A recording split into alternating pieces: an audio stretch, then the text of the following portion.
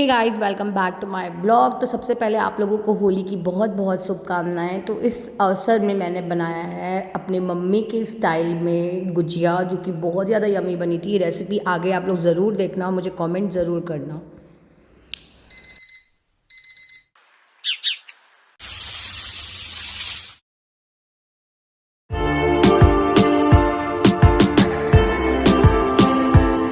तो गुजिया बनाने के लिए हमें चाहिए मैदा। तो यहाँ मैंने 1 किलो का पैकेट लिया था। आप लोगों को बताइए, मैं बाहर रह रही हूँ, तो मैं और मेरे हस्बैंड है, 2 ही लोग हैं, और इतना ज़्यादा मीठा भी नहीं खा सकते क्योंकि डायबिटिक हैं।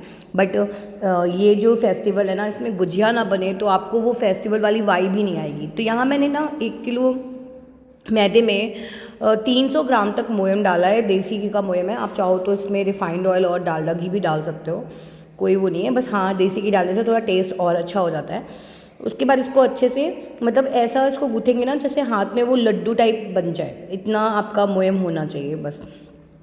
उसके बाद हम इसको अच्छे से गूँथ के सेमी सॉफ्ट आटा गूँथेंगे, जैसे हम पूड़ियों का आटा गूँथते हैं वैसे ही आटा गूँथना है, या ऐसे ही आटा लगाना है। और लगा करके आप इसको अच्छे से ढक करके रख दोगे। तो यहाँ पे मैंने ना थोड़ा थोड़ा पानी डाल के इसको अच्छे से मसल लिया है, और अच्छे से जो है फिर इसको ढक करके मैंने रख दिया था। तब तक मैंने यहाँ पे स्टार्ट कर दिया था इसकी स्टफिंग। तो इसकी स्टफिंग ना थोड़ा सा चीज़ें रहती है जो आपको ध्यान रखनी पड़ेगी। तो यहाँ पे मैंने आटे को अच्छे से गूँथ लिया, उसके बाद इसको गीले कपड़े से ढक करके रख दिया। सॉरी, मैं पानी भी नहीं रही हूँ। एक्चुअली मैं ये गुजिया खा भी रही हूँ इस समय, वॉइस ओवर करते समय, और सीरियसली मुझे अपनी मम्मी की याद आ रही है, क्योंकि बिल्कुल वैसा नहीं बना। बट हाँ, मैंने अपनी लाइफ में फ़र्स्ट टाइम ट्राई किया, और मतलब मुझे नहीं यकीन था। चलिए एनीवेज, तो यहाँ पे मैं स्टार्ट करती हूँ आगे का प्रोसेस। तो यहाँ मैंने लिया है मावा। तो ये बाज़ार का मावा है, मतलब इसको हम लोग के साइड खोआ भी बोलते हैं। तो ये बाज़ार का है। तो इसको ना हम भूंज लेंगे अच्छे से। तो यहाँ पे मैंने उसको क्रश करके, मतलब जितना हो पाया, क्योंकि ये फ्रिज से निकला हुआ था, बहुत ही ज़्यादा हार्ड था, तो मुझसे जितना हुआ मैंने उसको क्रश किया। और फिर इसको भूनने के लिए एकदम धीमी आंच में रख देना है, क्योंकि बहुत जल्दी जल भी सकता है। और मैं उसके अलावा मैं और भी काम कर रही थी, तो इसलिए मैंने इसको धीमी आंच में पकने के लिए रख दिया, थोड़ा थोड़ा चलाते गए बीच में। तो यहाँ पे ये हमारा मावा जो है उसको पकने के लिए रख दिया था मैंने। उसके बाद इसको हल्के आंच में धीरे धीरे इसको चलाते रहेंगे, और अब आगे देखोगे ना कि इसमें से घी छोड़ने लगेगा।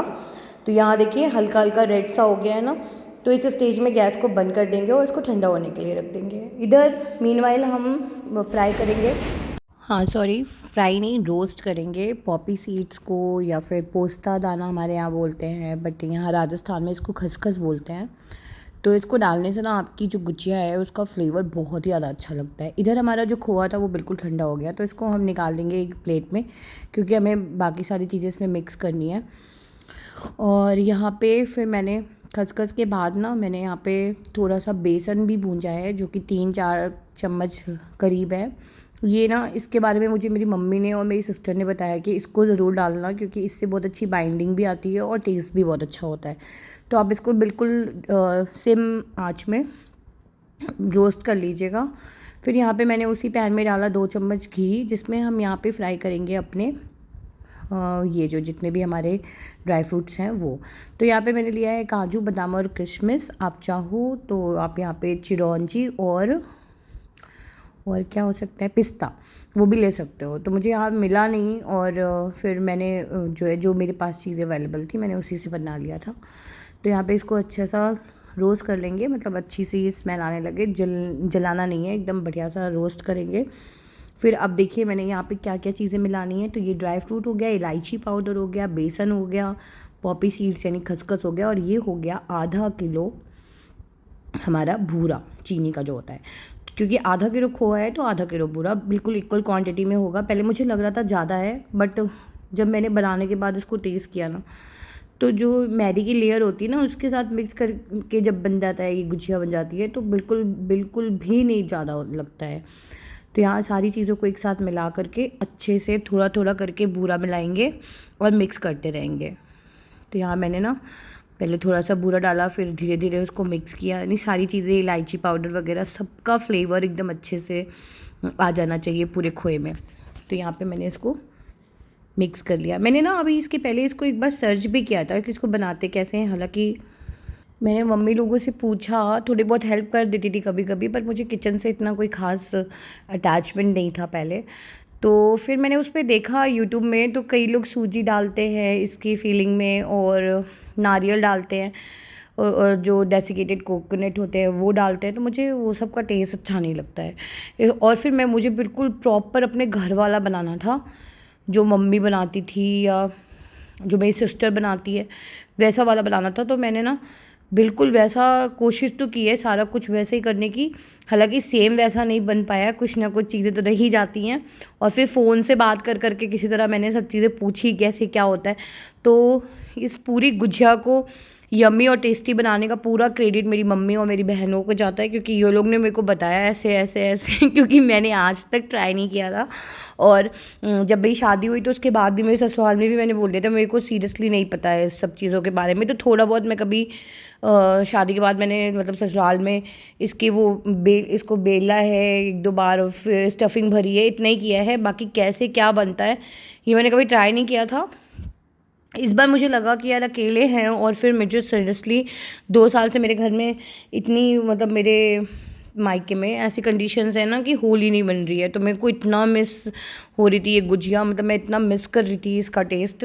मैंने कहा इस बार बनाती हूँ चाहे जैसा भी होता है। और मैं ये फर्स्ट टेक में ले रही हूँ मैंने इसको एक बार भी ट्राई नहीं किया था कि मैं पहले ट्राई करती हूँ फिर आप लोग तक शूट करती हूँ।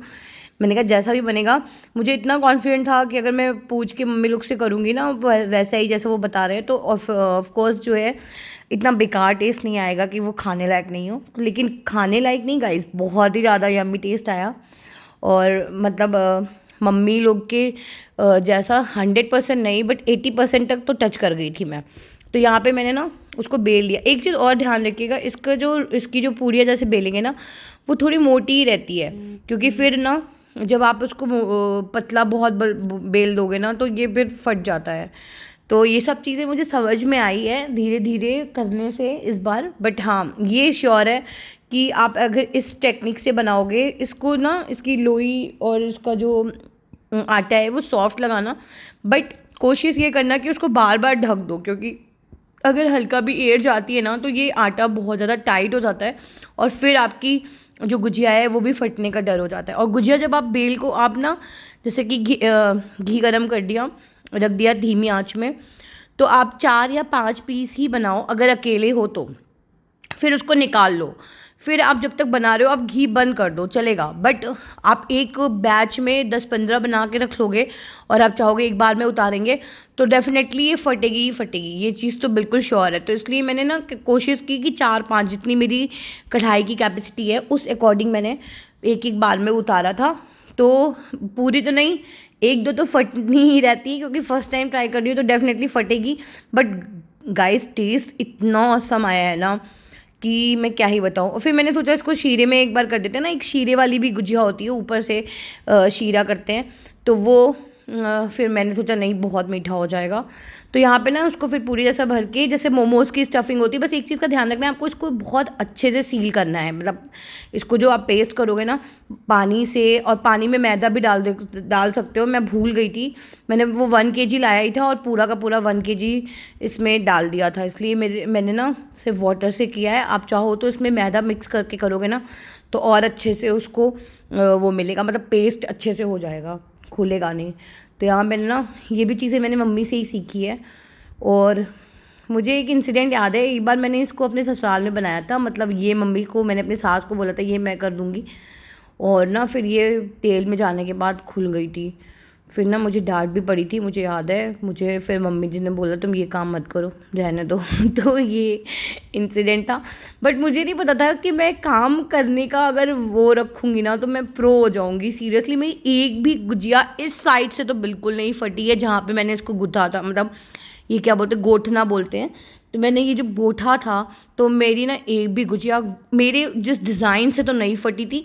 हाँ जैसे कि मैंने आज का थोड़ा मैटर कर दिया था, थोड़ी कुछ पूरियाँ जो मेरी बेली थी वो थोड़ी पतली थी, ये सब चीज़ों की वजह से 1-2 ठो खुल गई थी।